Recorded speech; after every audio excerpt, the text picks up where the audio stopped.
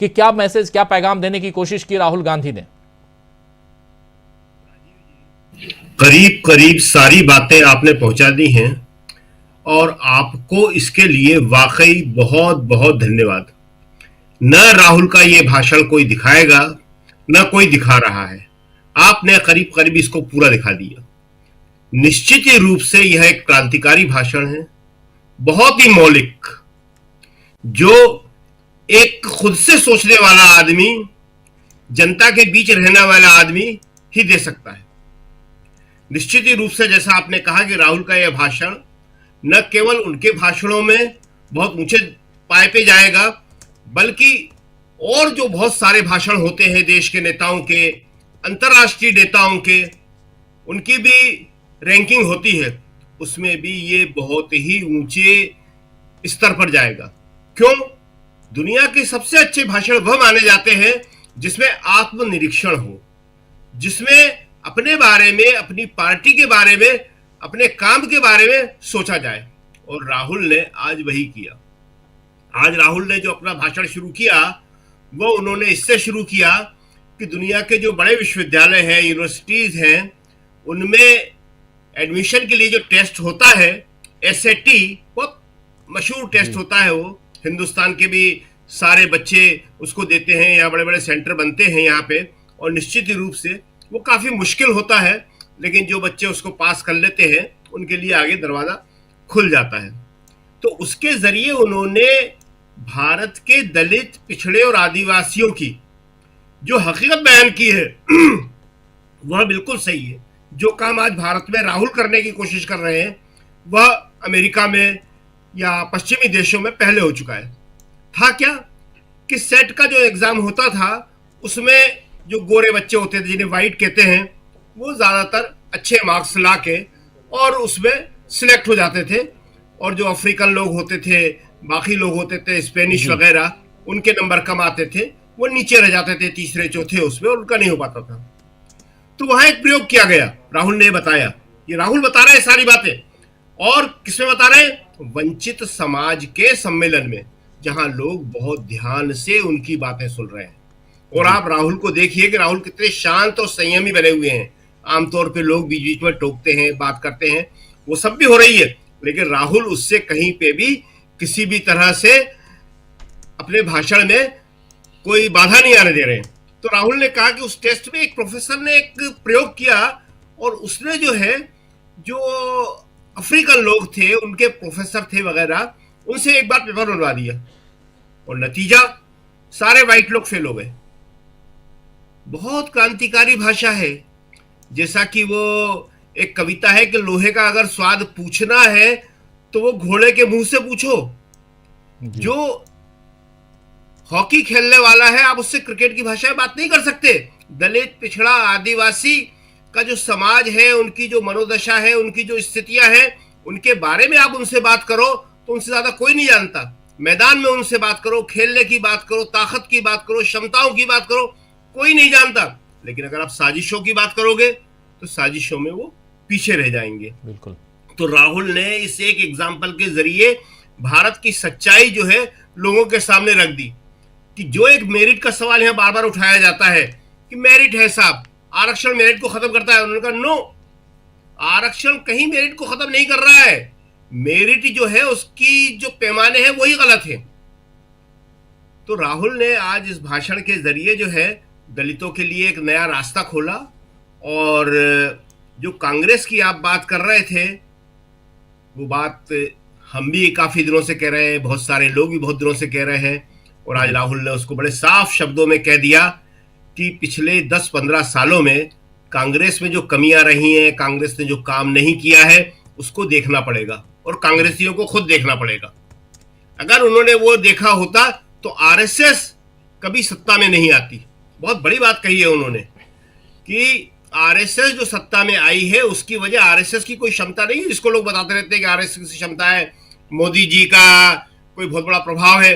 वो वाकई कांग्रेस की कमी है। इंदिरा जी थी, वाकई इंदिरा जी जो है समाज के हर वर्ग की सुनती थी, उनको प्रतिनिधित्व देती थी। लेकिन बाद में ये सिलसिला खत्म हुआ, और नतीजा ये हुआ कि पिछले 11 साल से जो है पूरे देश में आरएसएस या जैसा कि उन्होंने केजरीवाल के बारे में कि वाकई आप अच्छा काम कर रहे हैं, बहुत लंबी चर्चा जरूर है। राहुल ने क्या कहा? राहुल आमतौर पे हमारे यहाँ सब लोग, चाहे किसी भी क्षेत्र के हो, हम पत्रकार लोग हों, लेखक हों, राजनीति के लोग तो करते ही हैं जी, खुद श्रेय लेते हैं, मगर अच्छा कप्तान कभी खुद श्रेय नहीं लेता।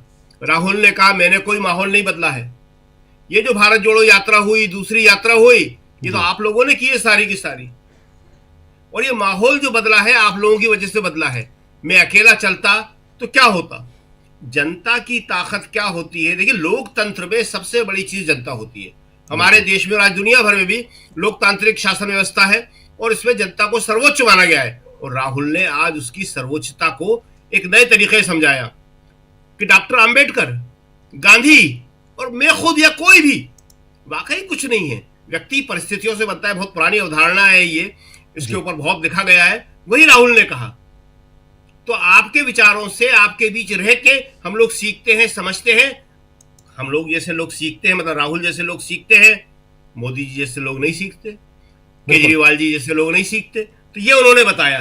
दूसरा जो उन्होंने एक और बड़ी खास बात कही है, वो ये कही है कि जो ये मीडिया है, ये मीडिया सिर्फ हिंदुस्तान में ऐसा काम नहीं करता, पूरी दुनिया में ऐसा काम करता है, क्योंकि ये खास वर्ग का प्रतिनिधित्व करता है, वहीं से सारा मीडिया आता है। उन्होंने पूछा ना कितने दलित हैं जी, बिल्कुल। ये एंकर जो है, पिछड़े कितने हैं, आदिवासी कितने हैं, माइनॉरिटी के कितने हैं? सही सवाल पूछा, कोई नहीं है। तो वो जो उन्होंने फिदेल कास्ट्रो का उदाहरण दिया, बड़ा अच्छा दिया, और जो एक शब्द कहा उन्होंने, वो राहुल उतना कड़ा शब्द कभी बोलते नहीं है कि आप बेवकूफ हो, लेकिन कुछ ऐसे नेता हुए हमारे देश में जो ये बोल देते थे। कई बार हमको भी डांट पड़ी। एक नेता, हम नाम नहीं बताएंगे, उनसे किसी हमारे साथी ने कहा कि साहब उनका इंटरव्यू करना है। हमने कहा चले जाओ। वो गए और जाके पहले ही सवाल पूछा कि साहब अपने बारे में बताइए कुछ। उन्होंने उसको तो भगाया ही, सीधा फोन हमारे पास आया, किस किस को पहुंचा देते हैं जी, ये मुझसे मेरे ही बारे में पूछ रहा है, मेरे बारे में कुछ जान के नहीं आया। ये मुझसे ये उम्मीद कर रहा है कि मैं अपना जन्म, अपने पिता का नाम और अपने बारे में बताऊंगा। तो ये उन्होंने शब्द कहा कि तुम बेवकूफ हो मीडिया से। राहुल इस शब्द का उपयोग हालांकि नहीं करते हैं, राहुल को करना भी नहीं चाहिए, राहुल की बड़प्पन है, लेकिन ये सच्चाई है कि हमारा मीडिया आज क्या कर रहा है।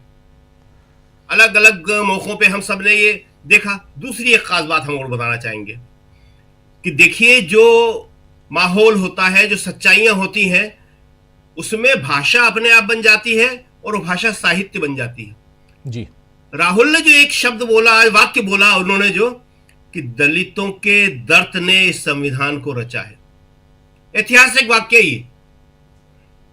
वाकई सही बात है कि उस दलितों के दर्द को गांधी ने पहचाना था, नेहरू ने पहचाना था, डॉक्टर अंबेडकर ने पहचाना था। अंबेडकर तो जिए थे उसको, सही शब्द ये कि अंबेडकर तो जिए थे उसको, बिल्कुल। लेकिन संवेदना के साथ, पूरी संवेदना के साथ नेहरू ने और गांधी ने उसको पहचाना था, और उसी से हमारा संविधान निकल के आया। इसलिए इस संविधान को न कोई मिटा सकता है, न इस संविधान को कोई कमजोर कर सकता है। अब एक बात हम और कहेंगे, वो बहुत जरूरी है कि देखिए, राहुल जैसे नेता का हम हिंदुस्तान के लोगों ने सही रूप से पहचान नहीं की है।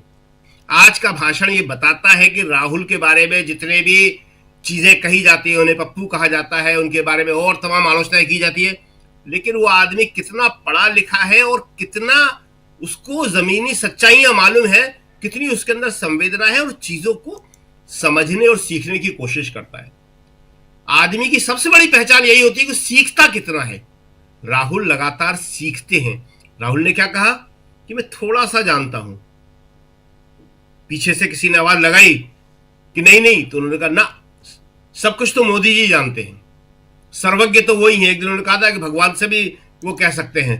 तो राहुल का ये जो है, खुद के बारे में हर पढ़ा लिखा दुनिया के जितने बड़े बड़े विचारक हुए हैं, विद्वान हुए, सबने एक ही बात कही है कि मैं थोड़ा सा जानता हूं, मैं सब कुछ नहीं जान पाया। और जो सब कुछ जानने का भ्रम पालते हैं वो दरअसल कुछ नहीं जानते हैं। तो निश्चित रूप से राहुल का आज का ये भाषण है, चुनाव के दौरान दिया गया है। इसको पूरा का पूरा जो है देश भर के दलित और वंचित समाज में, पिछड़े में, आदिवासी में पहुंचना चाहिए। कांग्रेस कैसे पहुंचाती है, खुद दलित समाज और वंचित समाज कैसे पहुंचाता है, ये देखना होगा। लेकिन अगर ये देश भर में पहुंच जाए, इसके जगह कैसेट बच जाए, ये राहुल के वीडियो दिखा दिए जाए, तो लोगों की समझ में आ जाएगा कि एक नेता अभी भी उनके पास ऐसा है जो वाकई इस देश को बदलना चाहता है और इस देश के जो कमजोर, पिछड़े, दलित,